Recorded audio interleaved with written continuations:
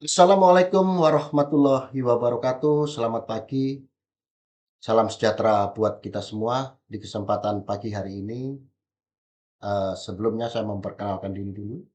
Saya Agung Wibowo, nomor induk mahasiswa 13223000003, mahasiswa S2 Magister Ilmu Hukum, Fakultas Hukum Universitas 17 Agustus 1945 Surabaya.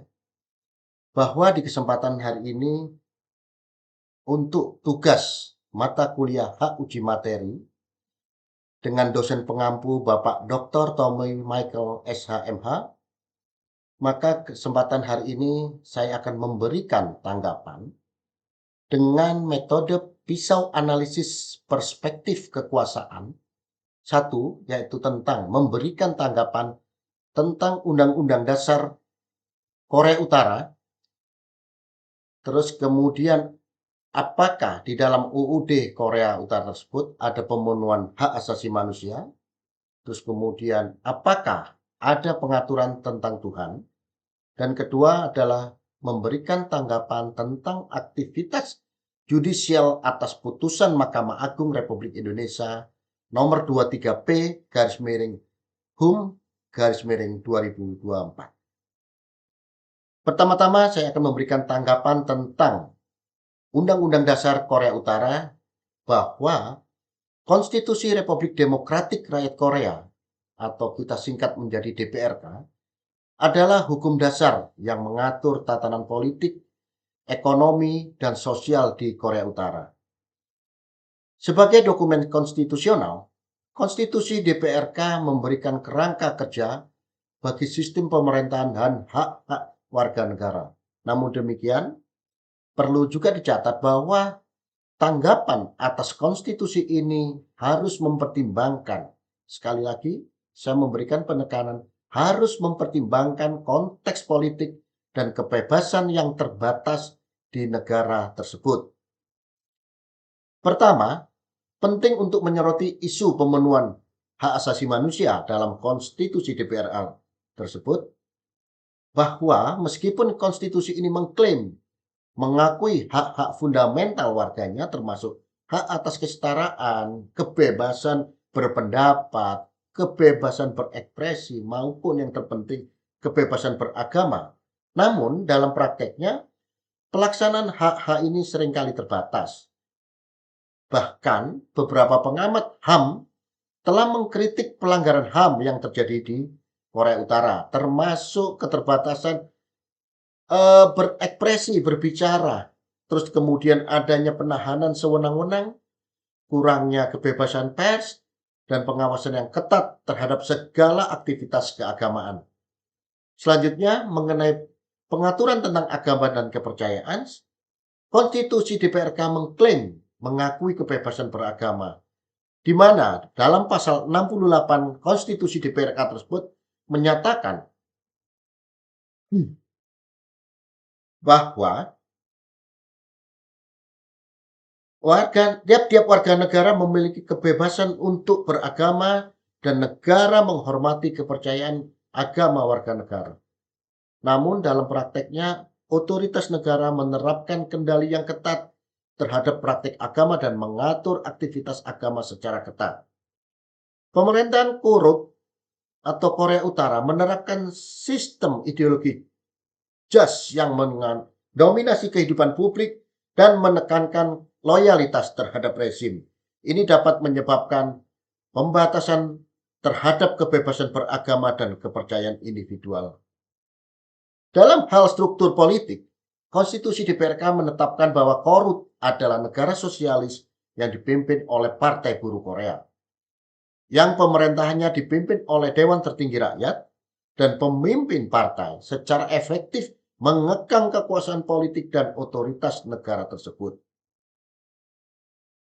Meskipun Konstitusi DPRK memiliki kerangka kerja hukum yang mengklaim mengakui hak-hak warga negara dan kebebasan beragama, perlu dicatat juga bahwa di dalam implementasi dalam praktek terkadang terbatas. Sistem politik yang otoriter dan kontrol yang ketat dari pemerintah membatasi kebebasan individu dan pluralisme politik. Efek dari itu semua secara nyata bahwa masyarakat internasional mengkhawatirkan bahwa pembatasan terhadap kebebasan beragama di Korut menghambat hak individu untuk memilih, mempraktekkan agama sesuai dengan keyakinan mereka. Selain itu, pembatasan kebebasan beragama juga dapat mempengaruhi kesejahteraan sosial, psikologis masyarakat Korut. Ketika individu tidak dapat lagi mempraktekkan agama mereka, apa yang diyakini oleh mereka secara bebas, sehingga dapat menciptakan ketegangan dan konflik dalam masyarakat. Masyarakat internasional termasuk organisasi HAM dan badan-badan internasional secara konsisten mengecam dampak negatif dan pembatasan kebebasan beragama di Korut. Mereka memperhatikan perlunya mempromosikan dan melindungi hak kebebasan individu dalam beragama dan kelompok agama di Korut, serta mendorong pemerintah untuk menghormati HAM dan mematuhi standar internasional yang relevan. PBB sendiri, Komnas HAM PBB, dan beberapa organisasi non-pemerintah yang berfokus pada HAM secara konsisten mengungkapkan keprihatinan mereka terhadap pelanggaran hak kebebasan beragama di Korea Utara. Juga, masyarakat internasional menyoroti adanya kebebasan di dalam beragama yang sulit diperoleh dan diatur di dalam konstitusi DPRK tersebut. Meskipun konstitusi tersebut menyatakan pengakuan terhadap kebebasan beragama, pelaksanaan dalam praktek seringkali dibatasi oleh sistem politik yang otoriter dan ideologi negara yang dominan. Kemudian, di dalam beberapa kesempatan, masyarakat internasional juga telah mengeluarkan beberapa rekomendasi kepada pemerintah Korut terkait perlindungan kebebasan beragama. Di antara lain, rekomendasi tersebut adalah: 1. Menghormati hak kebebasan beragama, menghapuskan pembatasan yang tidak sesuai. 3. Mengizinkan akses terbuka buat pengamat internasional.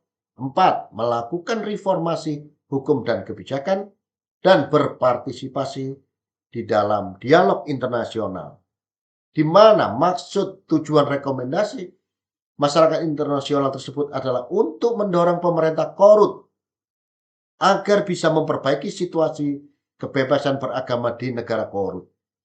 Implementasi rekomendasi ini akan memerlukan komitmen yang kuat dari pemerintah Korut untuk menghormati hak kebebasan beragama dan berkomunikasi dengan komunitas internasional untuk meningkatkan perlindungan HAM secara keseluruhan. Dari hal-hal yang saya sampaikan tersebut, harusnya Korut dapat mengambil beberapa langkah konkret, yaitu: 1. Merevisi konstitusi dan hukum, kemudian penghapusan persyaratan persetujuan pemerintah. 3. Penghentian penindasan terhadap kelompok agama. 4. Transparansi dan akses terbuka bagi pengamat internasional. 5. Membentuk mekanisme perlindungan HAM. Dan terakhir adalah Korut harus berpartisipasi di dalam dialog internasional. Ada beberapa contoh negara lain yang berhasil meningkatkan perlindungan kebebasan beragama dan dapat dijadikan rujukan atau referensi bagi Korut, yaitu Indonesia, Nepal, Afsel, dan Timor Leste. Nah, untuk memastikan dalam perubahan hukum dan kebijakan terkait kebebasan beragama benar-benar harus diterapkan dalam praktek, Korut dapat mengambil beberapa langkah penting, yaitu membentuk lembaga pemantauan independen, transparansi dan akuntabilitas, pelatihan dan kesadaran, partisipasi masyarakat sipil, dan sanksi dan insentif. Penting untuk dicatat bahwa implementasi yang efektif memerlukan komitmen yang kuat dari pemerintah Korut dan kerjasama antar berbagai lembaga dan pemangku kepentingan terkait. Dan perlu dicatat bahwa pandangan masyarakat internasional dapat bervariasi dan beberapa negara memiliki hubungan dan diplomatik yang berbeda dengan Korut. Beberapa negara mungkin mencoba untuk mempromosikan perubahan dan perbaikan dalam hak-hak kebebasan beragama, sementara yang lain mungkin menahan diri dalam mengkritik rezim Korea Utara. Selanjutnya saya akan memberikan tanggapan tentang perubahan keempat atas Undang-Undang Nomor 24 Tahun 2023 tentang Mahkamah Konstitusi.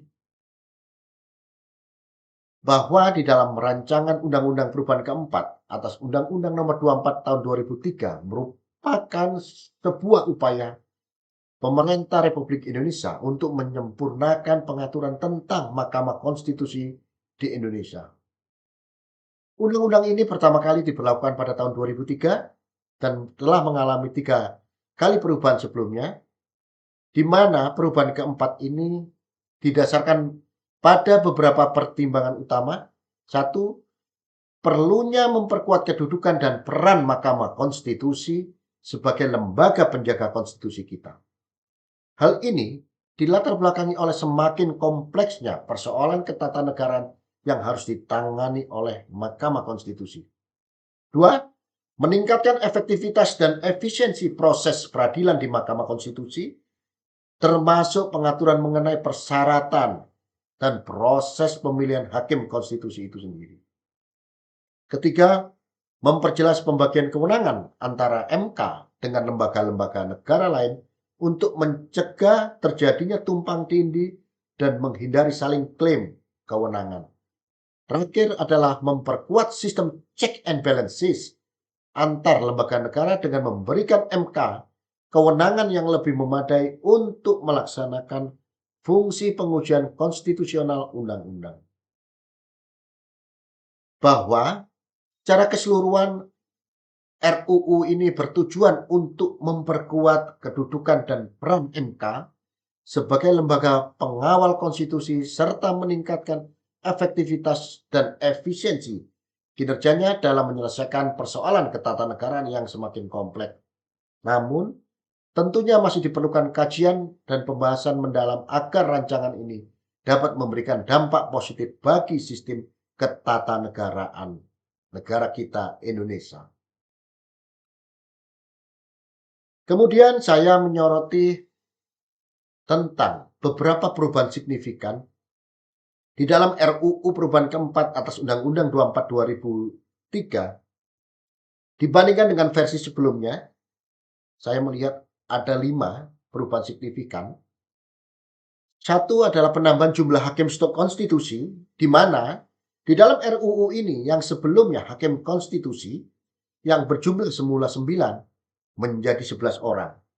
Kemudian pemberian kewenangan pengawasan eksternal, RUU ini memberikan kewenangan baru kepada MK untuk melakukan pengawasan eksternal terhadap pelaksanaan putusannya oleh lembaga negara terkait.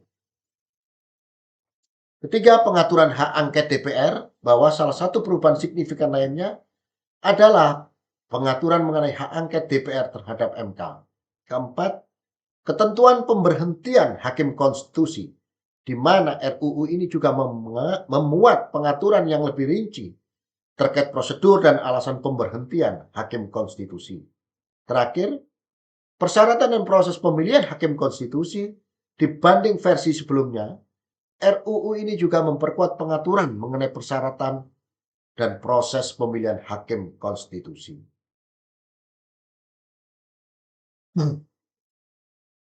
Nah, setelah saya mempelajari RUU tersebut, maka kami mencoba melihat adanya beberapa resiko yang perlu diantisipasi dalam menerapkan mekanisme check and balances antara MK, Presiden, DPR dalam proses pemilihan hakim konstitusi antara lain. 1. Potensi politisasi proses pemilihan. 2. Ketidakefektifan pengawasan. 3.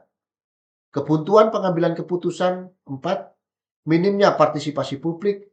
5. Instabilitas kepemimpinan Mahkamah Konstitusi. Nah, Maka di dalam hal kita agar untuk memitigasi risiko-risiko tersebut diperlukan rancangan yang matang dalam merumuskan check and balances, meliputi berbagai peran yang jelas, mekanisme yang pengawasan yang efektif, penyelesaian sengketa yang adil, serta penguatan partisipasi publik. Selain itu, komitmen dari seluruh pihak yang terlibat untuk menjaga independensi dan integritas MK juga menjadi kunci penting. Maka, saya memberikan saran untuk memperkuat partisipasi publik dalam proses pemilihan hakim konstitusi, yaitu satu, publikasi informasi seluas mungkin, gunanya untuk memastikan bahwa seluruh informasi penting terkait proses pemilihan hakim konstitusi dapat diakses dengan mudah oleh masyarakat. Ya, apapun bentuknya, publikasi itu bisa melalui web resmi, media massa, dan saluran komunikasi lainnya. Kedua, konsultasi publik gunanya agar dapat diadakan sesi-sesi konsultasi publik di berbagai daerah untuk mendapatkan masukan dan umpan balik, di mana masukan masyarakat ini menurut saya dapat menjadi bahan pertimbangan bagi lembaga-lembaga yang terlibat. Kemudian, ketiga, partisipasi dalam proses seleksi, contohnya dapat membuka ruang bagi masyarakat untuk memberikan penilaian dan rekomendasi terhadap calon-calon hakim konstitusi. Keempat, pemantauan independen. Lima, jaminan keterbukaan informasi. Dan terakhir adalah 6, saluran pengaduan masyarakat. Saya mengharapkan dengan menerapkan langkah-langkah tersebut diharapkan partisipasi publik dalam proses pemilihan hakim konstitusi dapat diperkuat sehingga proses tersebut dapat berlangsung secara lebih transparan, akuntabel, dan demokratis. Dan yang terakhir, saya akan memberikan tentang tanggapan aktivitas judicial atas putusan MA nomor 23 P/HUM/2024. Bahwa seperti kita ketahui bahwa putusan MA 23 2024 merupakan putusan MA terkait pengujian undang-undang atau judicial review dari perspektif aktivis hukum. Putusan ini dapat dilihat sebagai langkah penting dalam memperkuat penegakan hukum dan perlindungan HAM di Indonesia. Beberapa hal yang patut disoroti adalah satu, substansi putusan. Apakah MA mengabulkan atau menolak permohonan JR yang diajukan? Kemudian, apakah pertimbangan hukum MA telah sesuai dengan prinsip-prinsip HAM dan keadilan? C. Bagaimana implikasi putusan terhadap perlindungan HAM? Yang kedua adalah proses persidangan. Saya memecah kembali di dalam proses persidangan itu, apakah MA telah memberikan ruang yang memadai bagi para pemohon untuk menyampaikan argumentasinya? B. Apakah persidangan berlangsung secara terbuka, transparan? C. Apakah MA telah mempertimbangkan seluruh bukti fakta yang diajukan? Ketiga, implementasi putusan. Saya memecah lagi dari implementasi putusan itu. Apakah pemerintah dan lembaga terkait telah melaksanakan putusan MA dengan baik? B. Apakah ada upaya untuk menghambat atau menghalangi implementasi putusan? C. Bagaimana respon masyarakat, terutama kelompok yang diuntungkan atau dirugikan oleh putusan JR tersebut? Secara keseluruhan, bahwa implementasi putusan MA 23 2024 masih menjadi perhatian dan isu penting bagi masyarakat sipil Indonesia. Bahwa beberapa upaya yang telah dilakukan oleh pemerintah untuk mempercepat implementasi putusan MA 23 2024, yaitu dengan melakukan pembentukan tim pelaksana putusan, 2, penerbitan pelaksana peraturan pelaksananya, ketiga, alokasi anggaran, keempat, koordinasi dengan pemangku kepentingan, dan terakhir, monitoring dan evaluasi.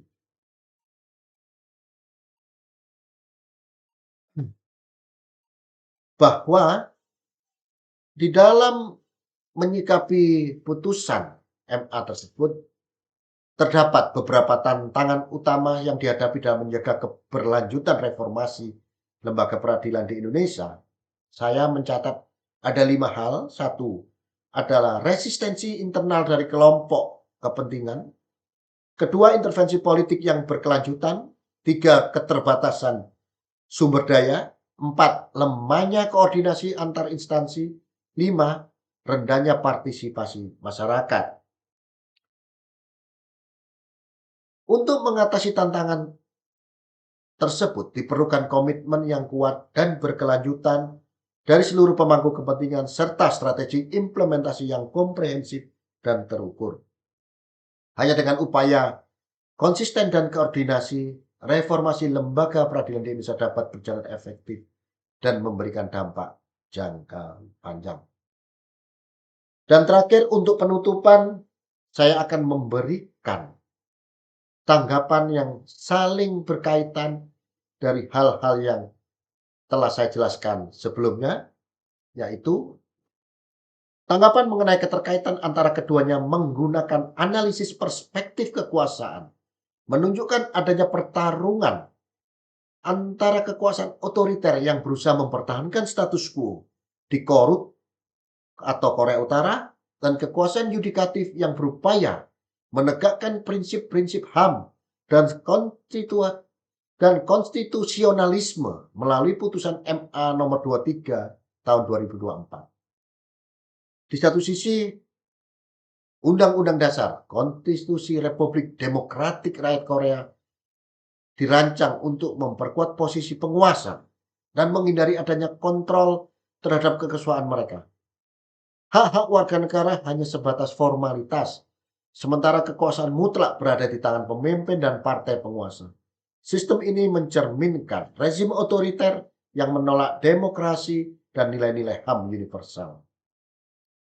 Kemudian, di sisi lain, di dalam putusan MA 23 merupakan upaya lembaga yudikatif untuk melakukan kontrol dan keseimbangan terhadap kekuasaan eksekutif. MA berupaya mempertahankan prinsip-prinsip negara hukum dan melindungi HAM warga negara yang dijamin oleh konstitusi. Dalam konteks Korea Utara, UUD yang dirancang untuk memperkuat kekuasaan otoriter terhadap yang berhadapan dengan upaya lembaga yudikatif, dalam hal ini Mahkamah Agung, untuk menegakkan prinsip-prinsip konstitusionalisme dan HAM. Pertarungan antara dua kekuatan ini menggambarkan kompleksitas dan tantangan yang dihadapi dalam mewujudkan sistem politik yang lebih demokratis dan berkeadilan. Dan yang terakhir, secara keseluruhan dari penjelasan saya, bahwa kedua isu tersebut menunjukkan kompleksitas relasi kekuasaan dalam konteks konstitusional dan kelembagaan suatu negara dari sudut pandang kekuasaan guna membantu mengungkap dimensi-dimensi politis. Demikian yang dapat saya tanggapi dengan pisau analisis perspektif kekuasaan terkait Undang-Undang Dasar Korea Utara, terus kemudian juga atas tanggapan aktivitas judicial review atas putusan MA nomor 23 P/HUM/2024. Terima kasih, demikian yang dapat saya sampaikan. Wassalamualaikum warahmatullahi wabarakatuh.